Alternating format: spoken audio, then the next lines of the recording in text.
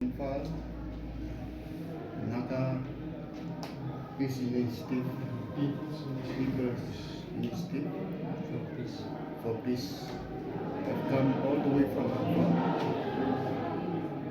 and we have interacted and met with the Tangkhul Naga Long President and his colleague, and we are very fortunate to find that the amicable solution of somehow has been reached.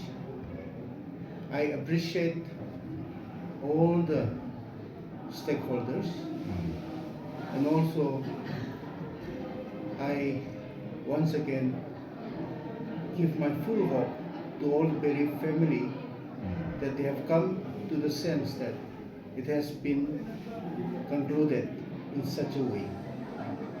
We pray that the mortal remains could be laid in a proper way, respectfully, so that the future generation will think of them and will be a memorable. And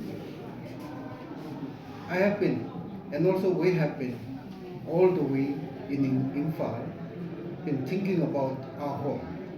Those people involved, those people are waiting for the mortal remain for the last 4 days.